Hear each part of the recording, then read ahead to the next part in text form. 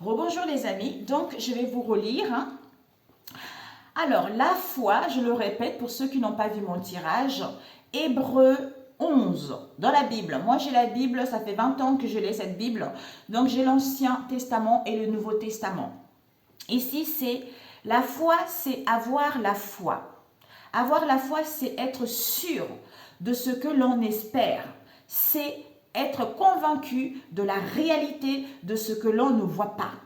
C'est à cause de leur foi que les hommes des temps passés ont été approuvés par Dieu.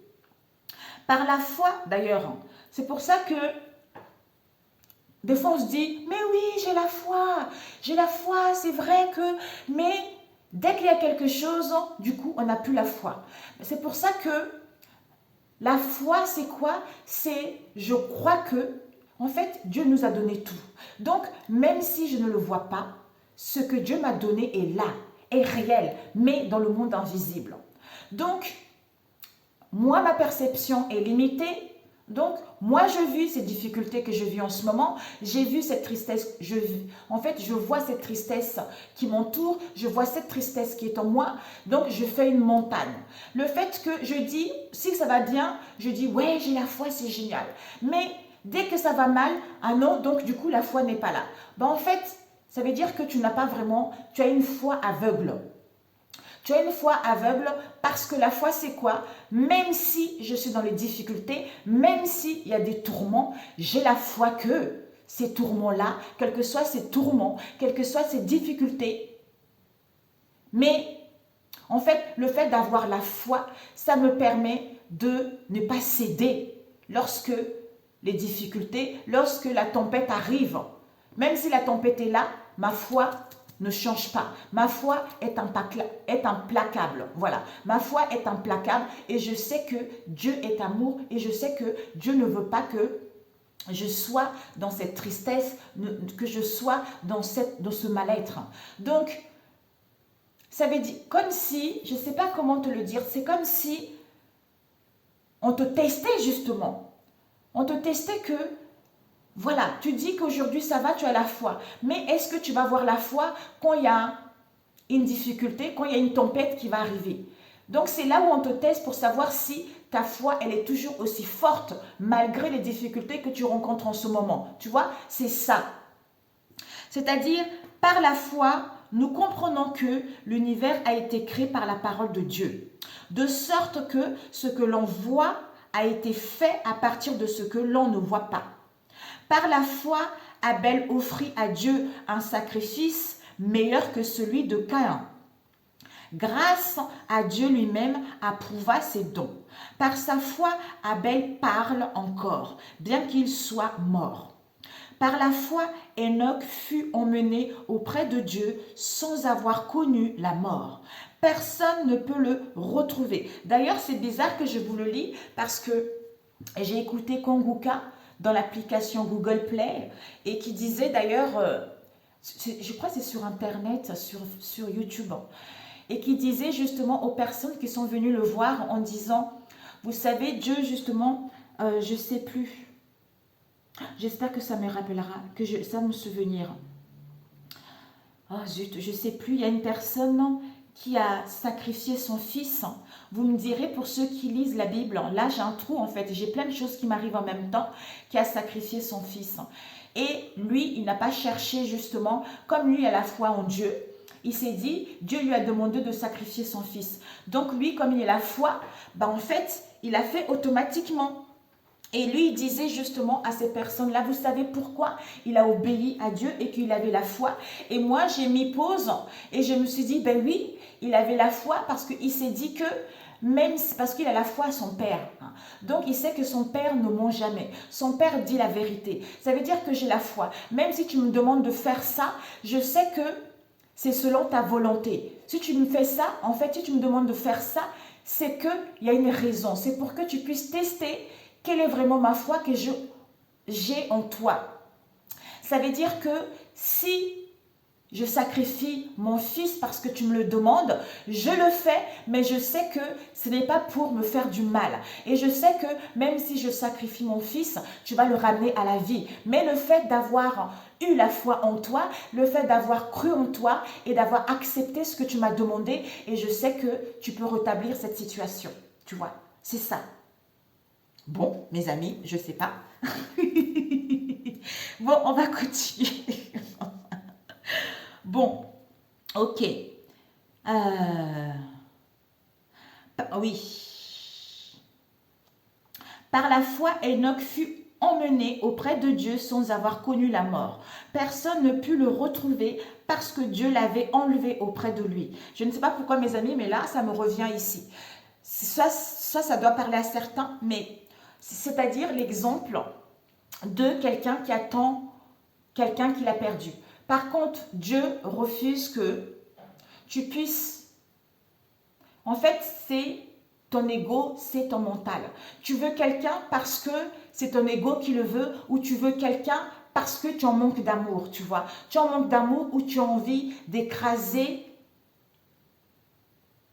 En fait, comme si tu sors avec quelqu'un, par exemple, tu sors avec quelqu'un qui est pris. Je ne parle pas pour tout le monde, hein. Tu sors avec quelqu'un qui est pris. Donc, comme si Dieu refusait quand c'est à l'encontre de Dieu, quand ce n'est pas de Dieu. Ça veut dire que cette relation que tu désires réellement, parce que l'autre est pris, a créé une famille, tout ça, donc toi tu veux avoir l'autre, mais tu oublies que l'autre a sa famille. Donc si tu es avec quelqu'un depuis longtemps, si l'autre n'a pas quitté sa famille, c'est pour une bonne raison. Ça veut dire que ce n'est pas la volonté de Dieu. Ou soit, c'est que ce n'est pas encore le moment. Quand tu sauras que... Je suis partie ailleurs, mes amis. Je suis partie ailleurs. Je suis partie ailleurs. Ah, j'aurais dû rester sur ce qu'il m'avait dit tout à l'heure.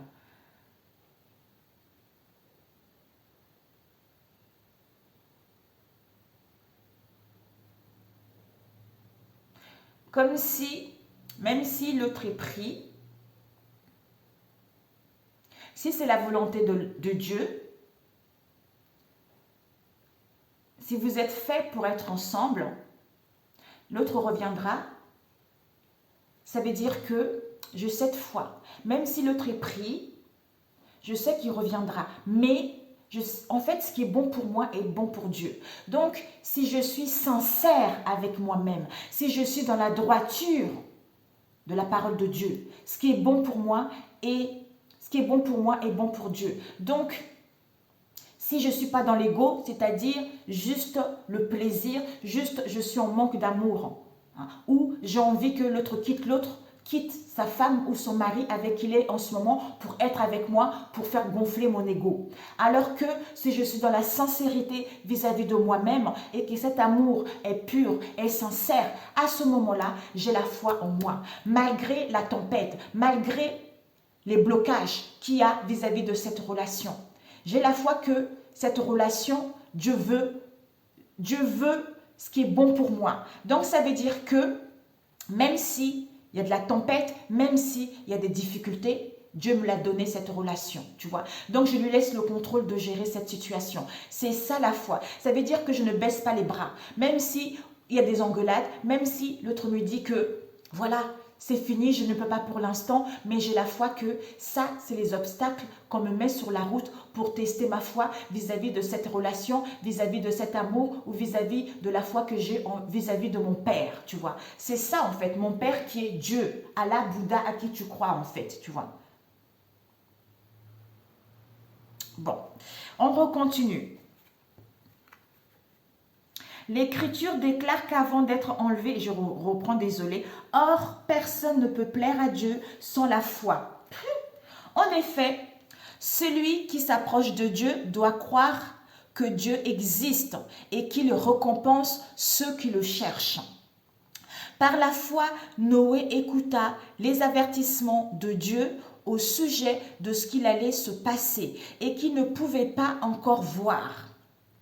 Il obéit à Dieu et construisit un arbre Non, une arche dans laquelle sa famille et lui furent sauvés. Ainsi, il condamna le monde et obtint au moyen de la foi que Dieu le considère comme juste. Par la foi, Abraham obéit quand Dieu l'appela, il partit pour un pays que Dieu allait lui donner en possession.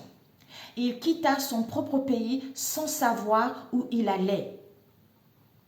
Par la foi, il vécut comme s'il était un étranger dans le pays que Dieu lui avait promis. Il habita sous des tentes avec Isaac et Jacob, qui avaient vécu la même promesse de Dieu. C'est pour ça que, malgré qu'ils ont vécu des situations difficiles, ils ont toujours eu la foi en Dieu. Même si j'ai des souffrances, même si je touche le fond, j'ai la foi que je veux me relever. J'ai la foi que Dieu, je laisse le contrôle à Dieu, c'est lui qui gère, parce qu'il me l'a promis. Donc le fait qu'il m'ait promis, et je sais que sa vérité est là, et je sais qu'il va obtenir ses promesses malgré les difficultés que je vis en ce moment. C'est ça la foi, vous voyez. Car Abraham attendait la cité qui a des solides fondations, celle dont Dieu est l'architecte et le constructeur. Par la foi, Abraham fut rendu capable d'être père alors qu'il avait passé l'âge de l'être et que Sarah elle-même ne pouvait pas avoir d'enfant. Il eut la certitude que Dieu tiendrait sa promesse. C'est ça. C'est ainsi qu'à partir de ce seul homme, qui pourtant était déjà marqué par la mort, naguirent des descendants nombreux comme les étoiles dans le ciel, innombrables comme les grains de sable au bord de la mer. C'est dans la foi que tous ces hommes sont morts. Ils n'ont pas reçu les biens que Dieu avait promis, mais ils les ont vus et salués de loin. Ils ont déclaré qu'ils étaient des étrangers et des exilés sur la terre. Ceux qui parlent ainsi montrent clairement qu'ils cherchent une patrie s'ils étaient mis à regretter le pays qu'ils avaient quitté. Ils auront eu l'occasion d'y retourner. En réalité, ils désiraient une patrie meilleure, c'est-à-dire la patrie céleste. C'est pourquoi Dieu n'a pas honte d'être appelé leur Dieu, car il leur a préparé une cité. Par la foi, Abraham offrit Isaac en sacrifice lorsque Dieu le mit à l'épreuve. Voilà, c'est ce que je disais tout à l'heure. C'est à lui, Abraham, que Dieu avait fait la promesse. Et pourtant, il se montra prêt à offrir son fils unique en sacrifice. Dieu lui avait dit, c'est par Isaac que tu auras les descendants que je t'ai promis. Abraham estima que Dieu avait le pouvoir de ramener Isaac de la mort à la vie. Et Abraham reçut de nouveau Isaac qui lui fut, pour ainsi dire, ramené d'entre les morts. Un instant, mes amis. Je vais juste me chercher un mouchoir. Je me pose. Revoici. Donc, par la foi, Isaac donna à Jacob et à Ésaü une bénédiction qui se rapportait à leur avenir. Par la foi, Jacob bénit chacun des fils de Joseph. Peu avant de mourir, il s'appuya sur le haut de son bâton et adora Dieu. Par la foi, Joseph, à la fin de sa vie, parla du moment où les Israélites sortiraient d'Égypte et indiqua ce que l'on devait faire de ces ossements. Par la foi, les parents de Moïse le tinrent caché pendant 3 mois après sa naissance. Ils virent que c'était un bel enfant et n'eurent pas peur de désobéir à l'ordre du roi. Par la foi, Moïse, devenu grand, refusa d'être appelé fils de la fille du Pharaon. Il préféra être maltraité avec le peuple de Dieu que de jouir du péché pendant quelque temps. Il estima que subir le mépris comme le Messie avait beaucoup plus de valeur que les trésors de l'Égypte, car il avait les yeux fixés sur la récompense future. C'est ça. Donc c'est pour ça que ça ne sert à rien de se tourmenter, d'être focalisé sur les problèmes actuels. Donc, focalise-toi plutôt sur la parole de Dieu qui te dit que tu as droit à cette situation, tu as droit à la bénédiction, tu as droit à l'abondance. Donc, en le laissant le contrôle, en lâchant prise à cette situation, ça te permet de mieux supporter ces épreuves et d'être récompensé par la suite, tu vois. Et de ne pas baisser les bras dès qu'il y a un obstacle, dès qu'il y a un refus, dès qu'il y a l'instabilité en fait. Malgré ça, de tenir debout. Oui, ok, je souffre. Oui, d'accord, j'ai pas ci, mais je tiens bon parce que je sais que j'ai droit à ça. Donc, Dieu, donne-moi la force, donne-moi le courage de tenir bon. Donne-moi la bonté de comprendre cette épreuve actuelle parce que je sais qu'il y a le meilleur qui vient pour moi. Parce que je sais que tu m'as donné tout ce que tu veux. Par ta grâce, par ta bonté, je te remercie, je te loue au nom de Jésus-Christ de Nazareth. Par la foi, Moïse quitta l'Égypte sans avoir peur de la colère du roi. Il demeura ferme comme s'il voyait le Dieu invisible par la foi. C'est ça. Il institua la Pâque et ordonna de répandre du sang sur les portes afin que l'ange de la mort ne tue pas les fils premiers-nés des Israélites. Par la foi, les Israélites traversèrent la mer Rouge comme s'ils étaient une terre sèche. Mais lorsque les Égyptiens essayèrent d'en faire autant, ils furent noyés. Par la foi, les murs de Jéricho tombèrent après que les Israélites en eurent fait le tour pendant 7 jours. C'est la foi, c'est ça. Par la foi, Rahab, la prostituée, ne mourut pas avec ceux qui avaient désobéi à Dieu, parce qu'elle avait accueilli les espions avec bienveillance. Que dirais-je encore? Le temps me manquerait pour parler de Gédéon, de Barak, de Samson, de Jephthé, de David, de Samuel et des prophètes. Grâce à la foi, ils conquirent des pays, firent ce qu'il est juste et obtinrent ce que Dieu avait promis.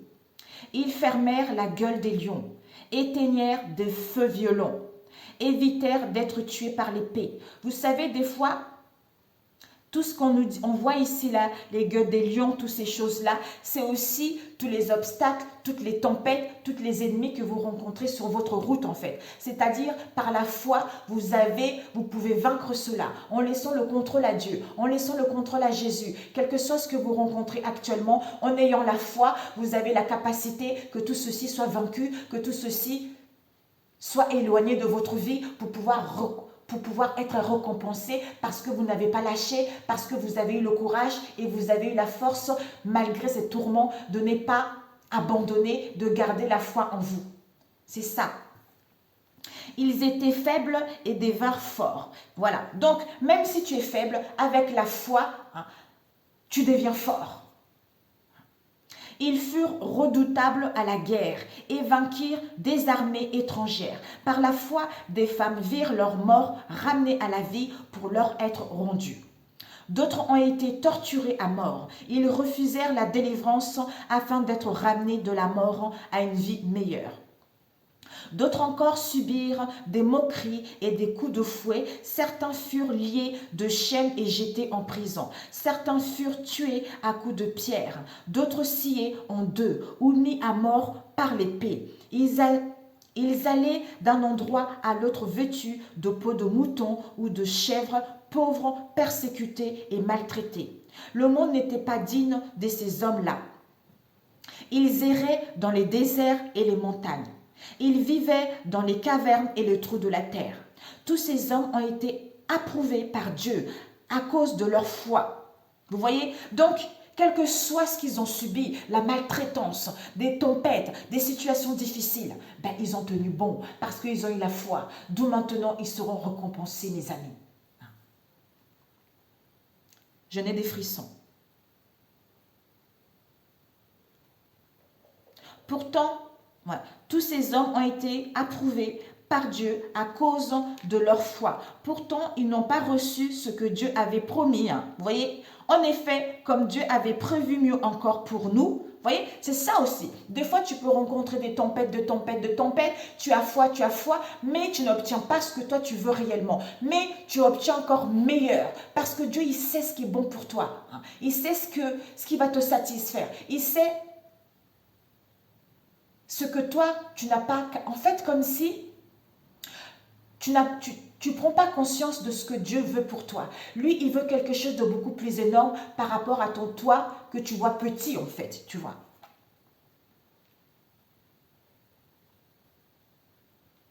En effet, comme Dieu avait prévu mieux encore pour nous, il n'a pas voulu qu'il soit rendu parfait autrement qu'avec nous. Avec nous, voilà. C'est ça. C'est ça, mais voilà. C'est fini. Après, c'est Dieu notre Père. C'est super, mes amis. Donc, il fallait que je vous lise ça. Je me suis dit, il fallait que je vous lise ça pour que vous puissiez prendre connaissance de ce que vous traversez actuellement. Je voulais essayer de vous trouver la sagesse. Quel est le rôle de la sagesse dans l'histoire? Alors, la sagesse a protégé le premier homme créé, le Père du monde, alors qu'il était encore seul. Ensuite, quand il tomba dans le péché, elle l'en arracha et lui donna la force de dominer toutes les autres créatures. Mais un homme méchant s'est détourna de la sagesse avec colère. Il causa sa propre perte en tuant son frère. Dans un accès de fureur. Par sa faute, la terre fut recouverte par la grande inondation et ce fut de nouveau la sagesse qui la sauva. Elle guida le juste à travers les flots sur une pauvre embarcation de bois. Lorsque les nations firent le mal d'un commun accord et furent condamnées à ne plus se comprendre, la sagesse trouva l'homme juste et le garda irréprochable aux yeux de Dieu. Elle lui accorda la force d'obéir à Dieu malgré la tendresse qu'il avait pour son fils. C'est elle aussi qui délivra un juste au moment où les gens qui méprisaient Dieu furent exterminés. Elle le fit échapper au feu qui s'abattait sur les cinq villes. On peut encore voir les conséquences de leur méchanceté. Une terre toujours aride et fumante, des plantes portant des fruits qui ne mûrissent jamais et une statue de celle dressée en souvenir d'une personne qui refusa de croire.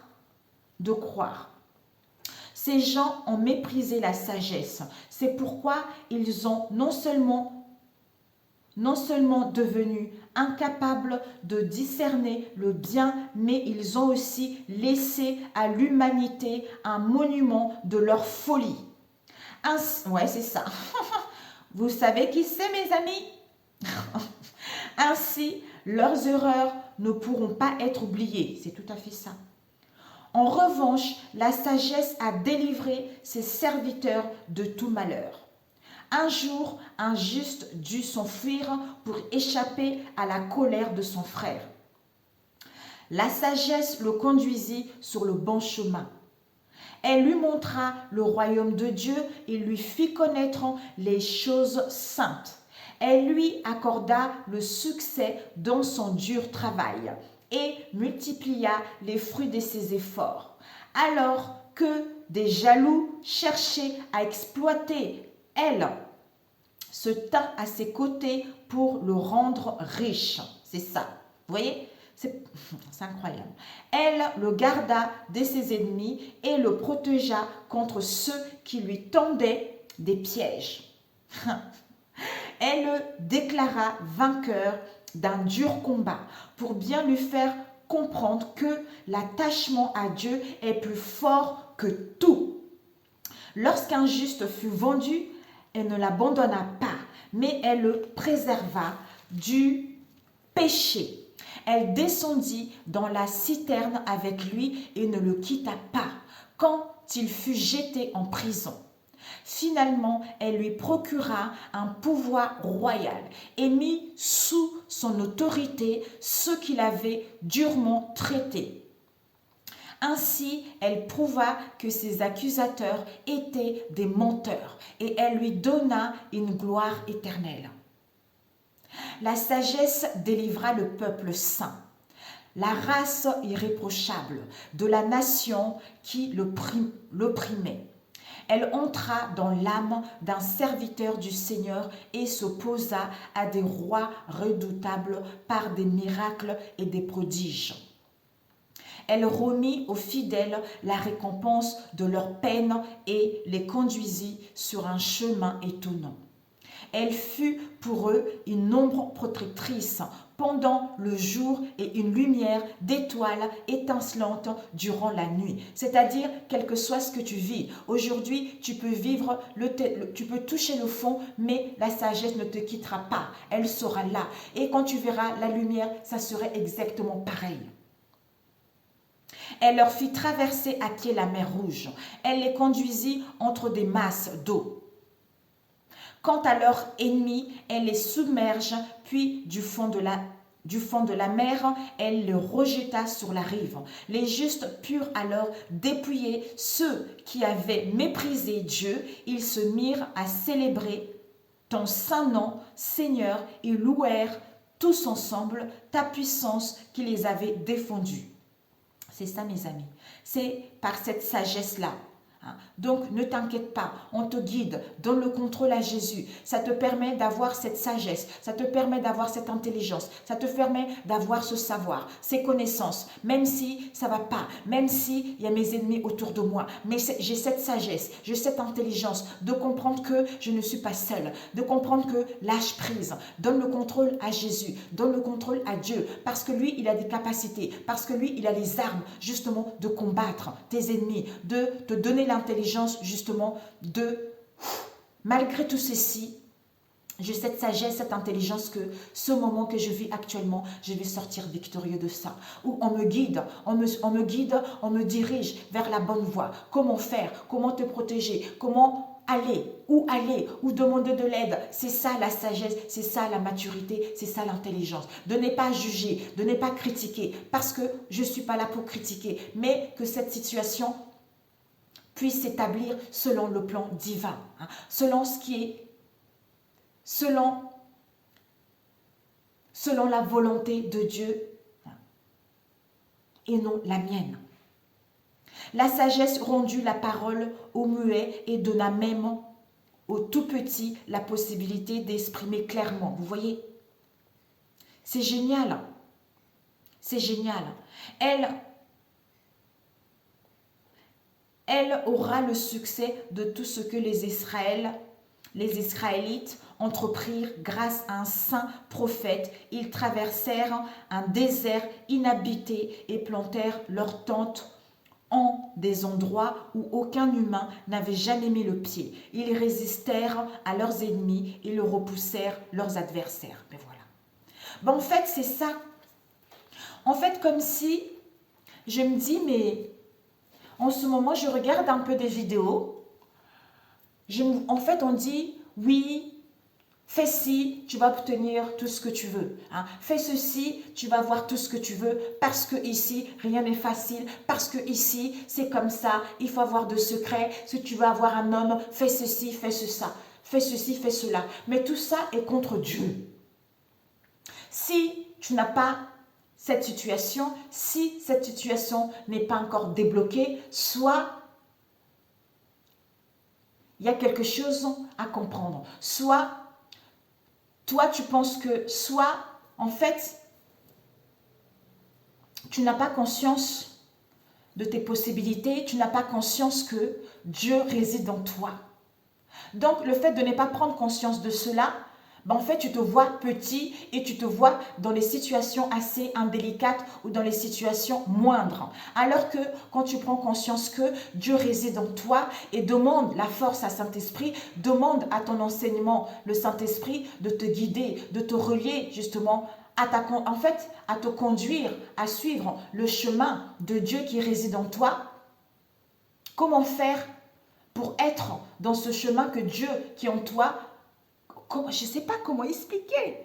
C'est tellement fort, je ne sais pas comment expliquer.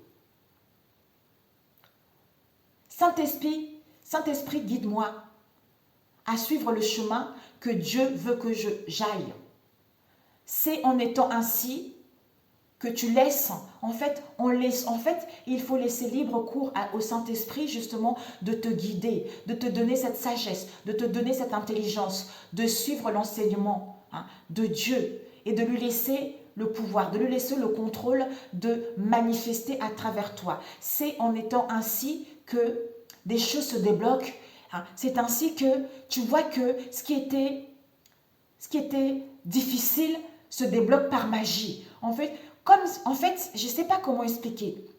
Comme si lui, en fait, en lui laissant le contrôle, les situations ou les solutions auxquelles tu ne croyais pas, en fait, c'est impensable vis-à-vis de toi. Si c'est toi qui avais agi, tu n'aurais même pas trouvé cette solution. Tu n'aurais même pas fait débloquer cette situation si tu n'avais pas laissé le contrôle à Dieu en fait. C'est ça. D'où le fait de prendre conscience de cela, tu as tout ce que tu veux. Tu n'auras même pas besoin de faire des choses pour faire ramener telle personne ou de faire débloquer cette situation. Quand je vois ce genre de vidéo, je dis mais Seigneur Jésus, mes pauvres frères et sœurs, pourquoi ils font ça en fait? Pourquoi ils suivent ça? Parce que, alors que c'est facile, il suffit de prier, comme si les gens maintenant, on leur avait conditionné à telle chose. Il faut prier pour faire ci, comme si on était séparé de Dieu. Donc, comme on est séparé de Dieu, à force de prier, tu vois que les choses ne se réalisent pas. Mais les choses ne se réalisent pas parce que tu crois que tu es séparé de Dieu, alors que Dieu il réside en toi. Si tu comprends que Dieu réside en toi et que tu as toutes les capacités de concrétiser ce que tu veux en laissant le contrôle à Dieu agir à travers toi, c'est à partir de là que tu auras tout ce que tu veux en fait. Donc c'est ça, c'est bizarre. Bon mes amis, je ne sais pas, il fallait que je vous lise ça. Eh bien écoutez, je pense que je ferai ce genre de vidéo assez souvent. Je prendrai un psaume, on lirait ensemble et puis après je me laisserai guider. Voilà, j'aime beaucoup ça et puis je vous aime, prenez soin de vous, ne lâchez pas prise à quoi que ce soit. En fait, ne lâchez pas prise à ce que vous vivez actuellement. Faites confiance à la vie et à la foi. Et la foi et demandez au Saint-Esprit. Déjà, avant de demander au Saint-Esprit, cherchez l'amour de Dieu d'abord, l'amour de Seigneur Jésus. Il faut accepter Jésus dans votre vie. Quand vous acceptez Jésus dans votre vie et que vous avez créé ce lien-là, automatiquement, le Saint-Esprit s'invite pour pouvoir justement vous enseigner la parole, vous enseigner la voie à suivre. Voilà. C'est votre enseignement tout simplement. Il est tellement bon, il est tellement merveilleux. Mes amis, je vous aime quoi. Je vous aime et je vous dis à très bientôt. Prenez soin de vous. Ciao, ciao. Désolée, rebonjour mes amis parce que pendant que je vous ai dit au revoir, je vous avais lu La véritable sagesse. Mais là, en fermant, je suis tombée sur la page Corinthiens 1. C'est-à-dire la sagesse de Dieu. Donc, ça ne dure pas longtemps. Il faudra que ça complète ce que je vous ai lu tout à l'heure. Tout à l'heure, ce que je vous ai lu, la nature de la sagesse. Et ici, je vais vous lire la sagesse de Dieu. J'annonce donc Corinthiens 2, verset 6. La sagesse de Dieu. J'annonce pourtant une sagesse aux chrétiens spirituellement adultes. Mais ce n'est pas la sagesse de ce monde, ni celle des puissances qui règnent sur ce monde et qui sont destinées à la destruction. Non, j'annonce la sagesse secrète de Dieu, cachée aux hommes, et que Dieu avait déjà choisie pour notre gloire avant que le monde existe. Aucune des puissances de ce monde n'a connu cette sagesse. Si elle l'avait connue, elle n'aurait pas fait clouer le Seigneur de la gloire sur la croix. Mais, comme le déclare l'Écriture, ce que nul homme n'a jamais vu ni entendu, ce à quoi nul homme n'a jamais pensé. Dieu l'a préparé pour ceux qui l'aiment. Or, c'est à nous que Dieu a révélé ce secret par le Saint-Esprit. En effet, l'Esprit peut tout examiner, même les plans de Dieu les plus profondément cachés. Dans le cas d'un homme seul, l'Esprit qui est en lui connaît tout ce qui le concerne. De même, seul l'Esprit de Dieu connaît tout ce qui concerne Dieu. Nous n'avons pas reçu, nous, l'Esprit de ce monde, mais nous avons reçu l'Esprit qui vient de Dieu. Amen, mes amis. Afin que nous connaissions tout ce que Dieu nous a donné. C'est tout à fait ça. Et nous en parlons non pas avec les mots qu'enseigne la sagesse humaine, mais avec ceux qu'enseigne l'Esprit de Dieu. C'est ainsi que nous expliquons des vérités spirituelles à ceux qui ont cet esprit. L'homme qui n'a pas l'Esprit de Dieu ne peut pas recevoir les vérités qui viennent de cet esprit. Elles ont une folie pour lui. Eh oui, elles sont une folie pour lui. Il est incapable de les comprendre, car on ne peut juger que par l'Esprit. L'homme qui a l'Esprit de Dieu peut juger de tout, mais personne ne peut le juger, comme le déclare l'Écriture. Qui connaît la pensée du Seigneur? Qui peut lui donner des conseils? Mais nous en avons la pensée du Christ. Alléluia, mes amis. Ben voilà. Donc, il fallait que je vous le lise. Sur ce, prenez soin de vous. Que Dieu soit loué, que Dieu soit glorifié. Je vous aime. À très bientôt. Ciao, ciao.